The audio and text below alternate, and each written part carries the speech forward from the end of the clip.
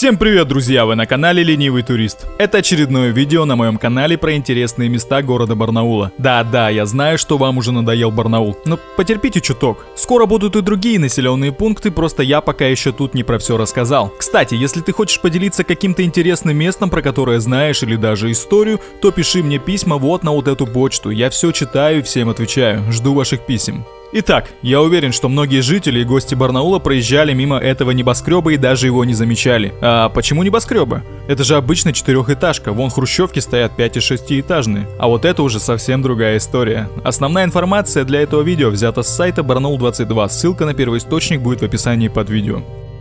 Город Барнаул, улица Гоголя, 76. Начало истории этого здания начинается в далеком 1915 году, и в те годы это было самое высокое здание в городе, за что и получило прозвище от горожан – небоскреб. Здание имеет статус памятника архитектуры и имеет официальное название «Доходный дом Аверина», что не совсем правильно называть дом только его именем. Николай Дмитриевич действовал не один, а вместе с другим предпринимателем Дормидоном Яковлевичем Олейниковым. Вместе они создали товарищество «Торговый дом» в Петрограде и были подрядчиками на строительстве Алтайской железной дороги, одновременно запустив металлообрабатывающий завод на 300 рабочих мест. Автор архитектурного проекта небоскреба неизвестен. Вероятнее всего, Аверин и Олейников купили в Петрограде уже готовый проект и реализовали его в Барнауле. В 1915 году было получено разрешение городской управы на строительство дома у пересечения улицы Гоголя и тогдашнего Конюшенного переулка. В советское время эту дату можно было рассмотреть на флюгере здания. До 1920 года первый этаж доходного дома занимало представительство компании «Зингер». Документальных подтверждений тому не сохранилось. Однако остались воспоминания прежних жильцов дома, которые помнят металлическую табличку с надписью «Зингер» на коньке крыши и даже знавались с бывшими работниками этой фирмы. Остальные помещения, расположенные на этажах, сдавались в наем. По тем временам дом считался благоустроенным, в нем было электричество, водопровод, канализация, прачечная и котельная. Свое прозвище «Небоскреб» дом получил уже тогда, поскольку высота в 4 этажа была удивительна для барнаульцев той эпохи. В 1920 году дом был национализирован. В нем поселились отделы губернского совнархоза, а также управление государственными заводами спиртовой промышленности. В конце десятилетия небоскреб передали Жилсоюзу для сдачи помещений в аренду. Так здание превратилось в большую коммунальную квартиру, просуществовав в этом виде вплоть до 1990 года. Помещения на первом этаже в зависимости от эпохи занимали разные учреждения и фирмы, а в годы Великой Отечественной войны оно и вовсе было жилым. Кто постарше, помнят вывеску «Скорое фото над входом». В 90-е на смену пришел ювелирный салон «Кортес». В дальнейшем это помещение занимал ломбард, магазин «Вымпел» и прочие мелкие организации. Необычный вид здания обусловлен питерскими корнями этого проекта. Там таким домам застроен весь Васильевский остров. По принципу европейских городов, где земля дорогая, они стоят на одной линии впритык друг к другу, образуя сплошные бастионы.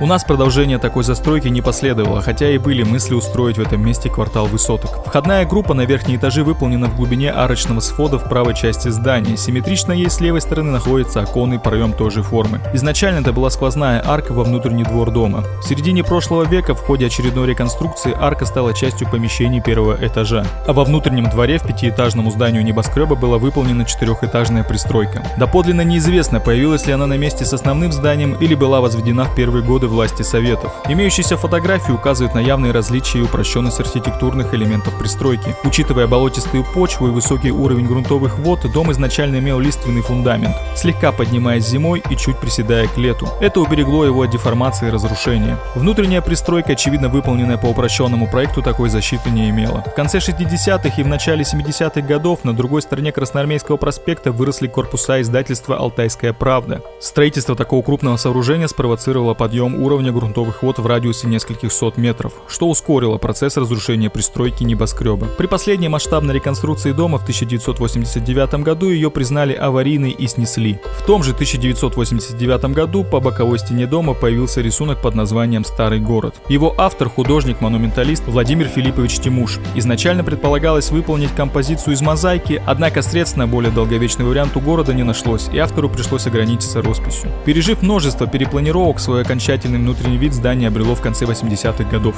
Коммунальный очаг уступил место частной собственности. В доме появилось 11 квартир с различной планировкой и количеством комнат. Владелец одной из квартир выкупил еще одну на соседнем этаже и объединил их в двухэтажную, соорудив винтовую лестницу. Просторные лестничные площадки и широкие лестницы в первых 3 этажей сменяются достаточно узким подъемом на 4-й. Здесь еще более узкие ступени ведут в никуда и едва пробивающийся свет из маленького мутного окошечка. Загадочная лестница лестница, упирающаяся в стену, скорее всего, когда-то вела на крышу дома. Является ли она наследием одной из перепланировок дома, неизвестно.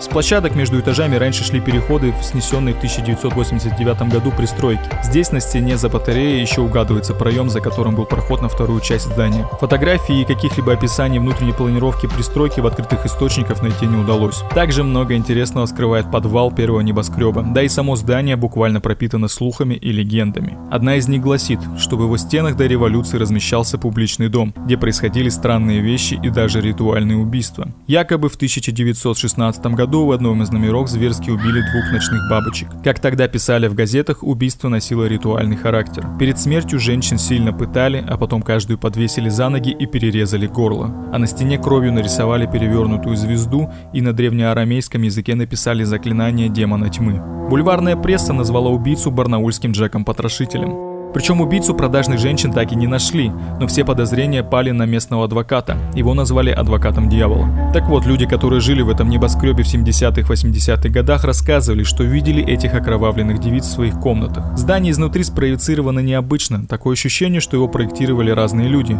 В архитектуре нет логики.